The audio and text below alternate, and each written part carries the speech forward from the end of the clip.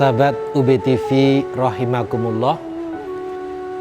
Pada sesi ini saya akan menjawab beberapa pertanyaan yang sempat disampaikan kepada saya terkait dengan yang pertama adalah amalan-amalan apakah yang dianjurkan oleh Rasulullah SAW di bulan Muharram ini. Yang kedua, bagaimana cara memperkenalkan atau memasyarakatkan bulan dalam Islam kepada generasi kita agar yang dikenal bukan hanya Januari sampai Desember, tapi mestinya harus mengenal bulan dalam kalender Islam, yaitu mulai bulan Muharram sampai bulan Zulhijjah. Baiklah sahabat UBTV rahimakumullah, saya akan menjawab pertanyaan yang pertama. Amalan-amalan apakah yang seyogianya kita prioritaskan di bulan Muharram? Nah, sesungguhnya kunci untuk meningkatkan kualitas hidup itu ya iman dan amal soleh. Karena itu iman harus terus dilestarikan, dipupuk suburkan dengan amal soleh. Nah, amal soleh itu tidak hanya bersifat ritual, tetapi amal soleh itu harus lebih dominan spiritualnya. Jadi orang ketika sholat, berapa menit orang sholat, yang harus ditingkatkan itu amaliyah sesudah sholat, yaitu terbentuknya karakter yang dibina oleh inna sholata tanha anil fahsya wal munkar. Jadi spiritualitas sholat itulah juga termasuk amal soleh.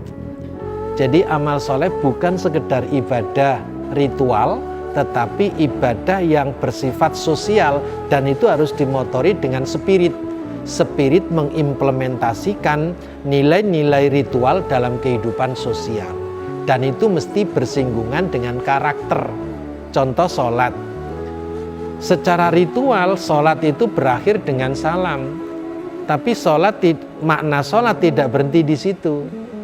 Makna sholat harus diimplementasikan dalam kehidupan sosial, perilaku nyata, yaitu apa? Wujud karakter yang terkendali dari perbuatan keji dan mungkar. Inna sholata tanha anil fahsya wal mungkar. Justru itu yang penting. Maka peningkatan amal soleh itu tidak berhenti pada ibadah ritual.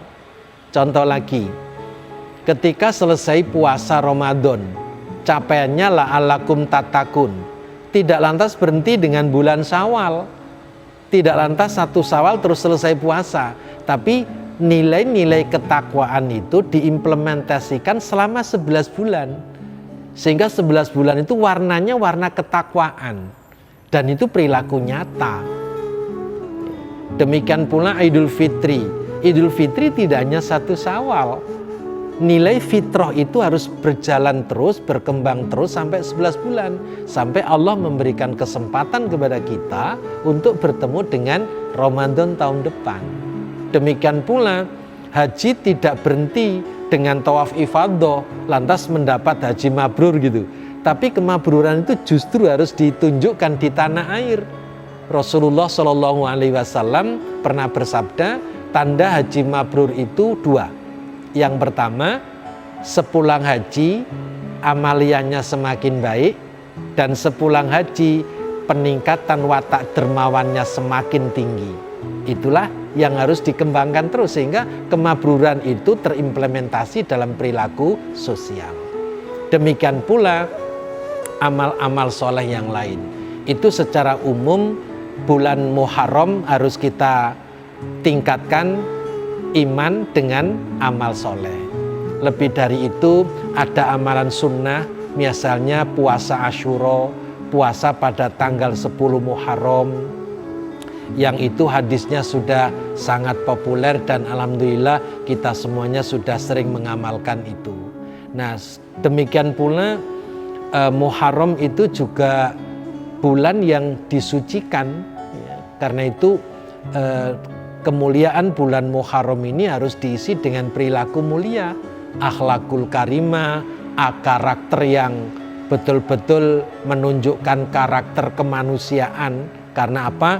Di akhir zaman ini banyak orang tampilannya tampilan manusia, tapi karakternya karakter lain. Bisa karakter setan, bisa karakter binatang, bisa karakter-karakter yang lain. Nah, itulah jawaban saya tentang amalan-amalan apa yang sebaiknya kita lakukan selama bulan Muharram. Selanjutnya, terkait dengan upaya memperkenalkan atau memasyarakatkan kalender Islam kepada generasi Muslim yang akan datang, sesungguhnya bulan di sisi Allah, inna iddata indallahi, sesungguhnya bulan di sisi Allah itu bilangannya 12 bulan. Dan itu ditetapkan Allah sejak Allah menciptakan langit dan bumi. Sehingga apa? Sesungguhnya sebelum muncul bulan Januari sampai Desember, itu Allah sudah menetapkan bulan yang namanya bulan Muharram sampai bulan Zulhijjah. Dan itu terkait sekali dengan rukun Islam. Jadi rukun Islam itu runtut sekali, sistemik sekali. Karena itu ambil contoh bahwa bulan Zulhijjah, bulan haji, tidak mungkin mendahului bulan Ramadan. Karena puasa Ramadan dulu rukun Islam yang keempat menghasilkan takwa, dan takwa itu menjadi bekal utama dan pertama untuk menunaikan rukun Islam yang kelima, yaitu ibadah haji. Karena itu sekali lagi, bilangan bulan di sisi Allah 12 bulan itu sangat sistemik, terutama sekali memperkenalkan bilangan bulan Hijriah, bulan Komariah kepada anak-anak usia dini. Ya, misalnya anak TK itu sudah dikenalkan dengan bulan Islam, jangan dikenalkan terus dengan Januari. Itu silakan, karena sudah menjadi bagian yang tidak bisa dipisahkan dengan kehidupan kita. Tapi paling tidak kita mengenalkan, dan mengenalkannya itu yang totalitas, jangan setengah hati.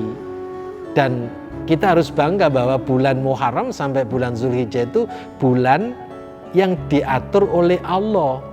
Inna iddatasyuri indallah itsna asyara saron fi kitabillah. Dan itu tercantum dalam kitabnya Allah.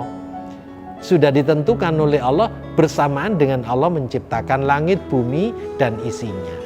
Nah, mudah-mudahan jawaban saya dari dua pertanyaan ini bisa dipahami secara bijak, ya, sehingga mohon tidak sampai salah paham. Ya, bukan berarti kita menolak hari Minggu, tapi sebagai seorang Muslim kita mesti bijak bahwa lebih baik menggunakan kata Ahad daripada Minggu, karena kita punya hari sendiri, nama hari sendiri. Daripada mempromosikan ya nama orang lain, mending kita mempromosikan, memasyarakatkan nama hari kita sendiri dan nama bulan kita sendiri. Sungguh pun kita sudah terlanjur, sudah terbiasa menggunakan kata Januari, bulan Januari sampai Desember. Demikian yang dapat saya aturkan dalam kajian ini. Mudah-mudahan Allah Subhanahu wa Ta'ala memberikan kekuatan lahir dan batin kepada kita sekalian untuk dapat mengisi sisa umur yang dijatahkan Allah kepada kita dengan peningkatan amal soleh, dengan peningkatan perilaku-perilaku yang berakhlakul karimah, dengan peningkatan yang lebih islami, sehingga komitmen kita terhadap ajaran Islam baik secara lahir dan batin bisa kita tunjukkan dengan sebaik-baiknya. Kurang dan lebihnya mohon maaf. Hadanallahu wa iyyakum ajmain. Wassalamualaikum warahmatullahi wabarakatuh.